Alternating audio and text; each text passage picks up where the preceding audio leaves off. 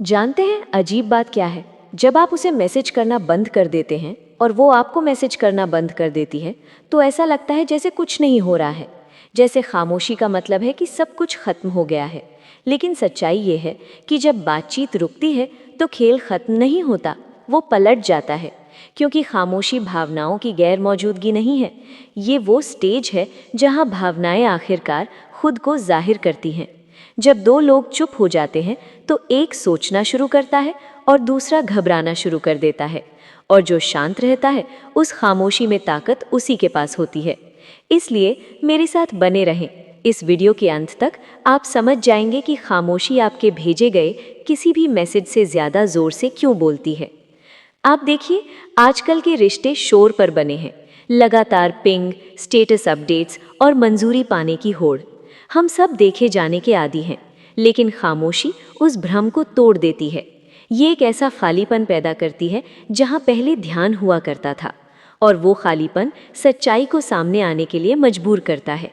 जब आप दोनों एक दूसरे से संपर्क करना बंद कर देते हैं तो वो खामोशी एक आईना बन जाती है, और उस आईने में जो दिखता है वो उनके बारे में नहीं होता, वो आपके बारे में होता है।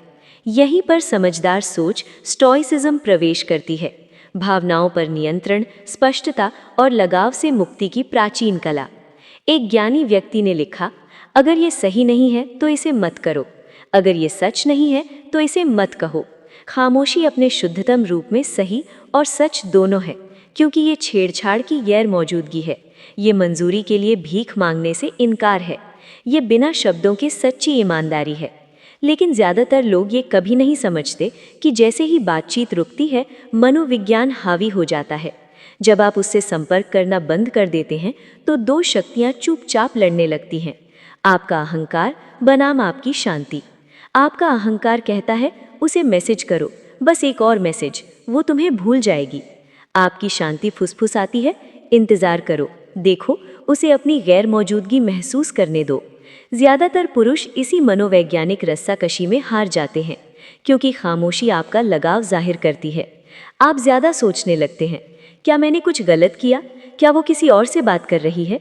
शायद वो मुझे परख रही है। लेकिन ये कड़वा सच है, वो आपको नहीं परख रही है, जिंदगी आपको परख रही है।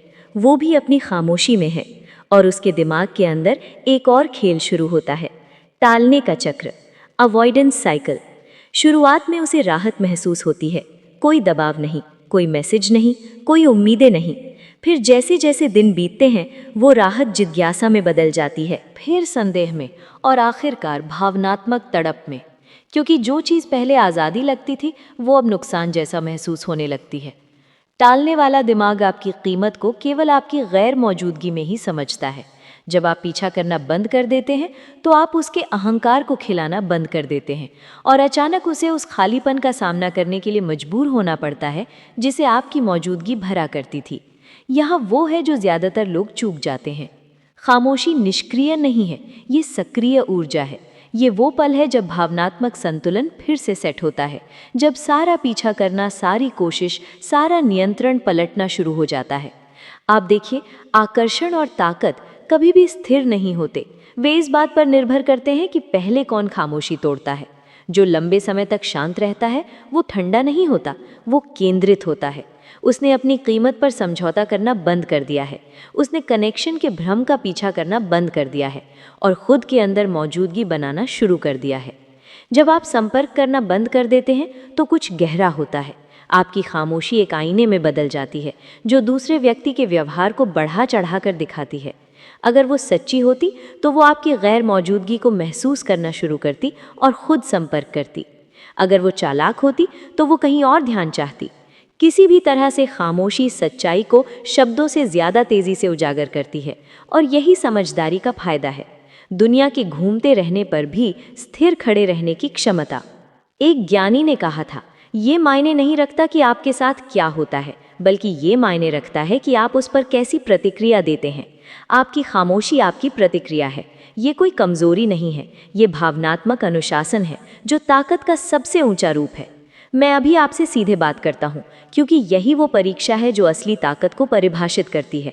जब आप दोनों एक दूसरे से संपर्क करना बंद कर देते हैं तो आपका दिमाग समापन चाहेगा, और आप कुछ समझाना, ठीक करना या साबित करना चाहेंगे।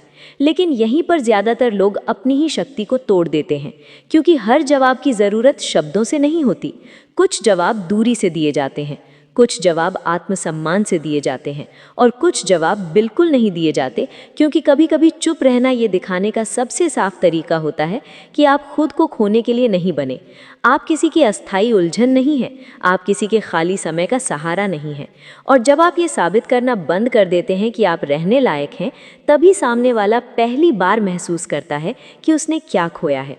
खामोशी में कोई ड्रामा नहीं होता, कोई भीख नहीं होती, कोई सफाई नहीं होती, बस एक साफ सीमा होती है, और सीमा ही आत्मसम्मान की भाषा है। अगर वो वापस आती है तो आप सच्चाई जान जाते हैं, और अगर नहीं आती तो भी आप सच्चाई जान जाते हैं, क्योंकि खामोशी का सबसे बड़ा तोहफा ये है कि ये आपको किसी और की प्रतिक्रिया पर नहीं छोड़ती, ये आपको खुद के पास वापस ले आती है। और यही वो जगह है जहाँ से असली ताकत शुरू होती है।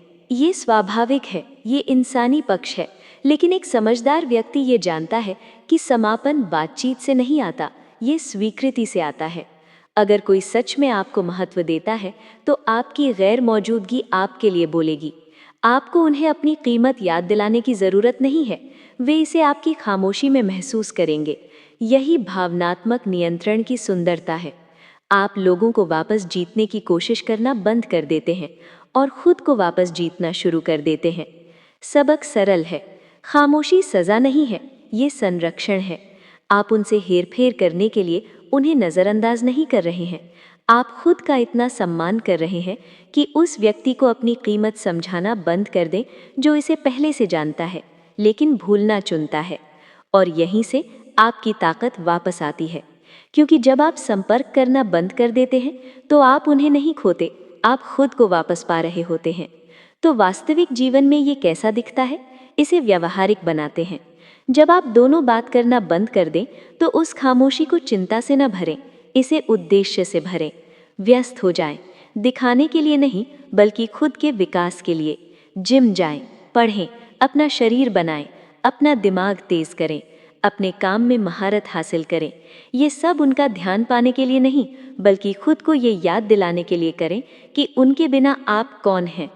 हर बार जब आप खुद को संपर्क करने से रोकते हैं तो आप अपने दिमाग को फिर से तार दे रहे होते हैं। आप इसे सिखा रहे होते हैं कि पीछा करने से ज़्यादा शांति महसूस होती है। और यहाँ मोड़ है, ये ऊर्जा बदलाव किसी का ध्यान खींचे बिना नहीं रहता।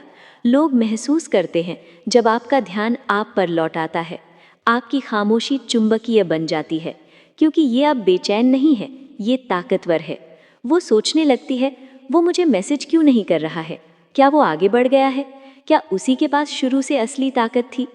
तभी खेल पलट जाता है, क्योंकि खामोशी रहस्य पैदा करती है और रहस्य आकर्षण को बढ़ाता है। लेकिन यहाँ समझदार लोगों का अंतर है। आप उसे वापस पाने के लिए खामोशी का इस्तेमाल नहीं करते हैं, आप इसका इस्तेमाल खुद को वापस पाने के लिए करते हैं।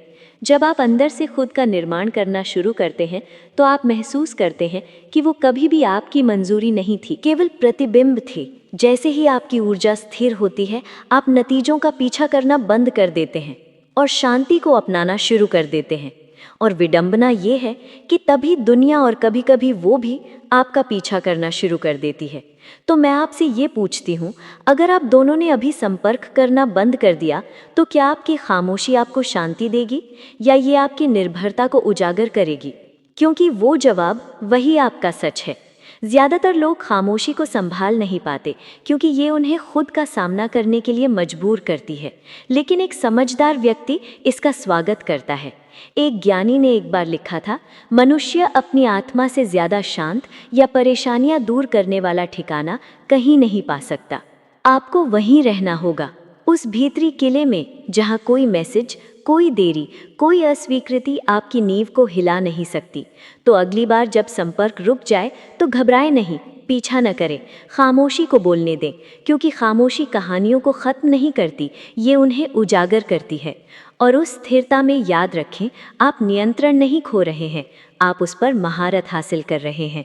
अगर इस संदेश ने आपके दिमाग और आपकी आत्मा को छुआ है तो एक सांस लें और याद रखें, खामोशी अंत नहीं है, ये आपके बदलाव की शुरुआत है। हम आपके लिए अच्छी वीडियो लाते रहते हैं, कृपया हमें सपोर्ट करें। ईशानी 69 को सब्सक्राइब कर लें, ये बिल्कुल फ्री है।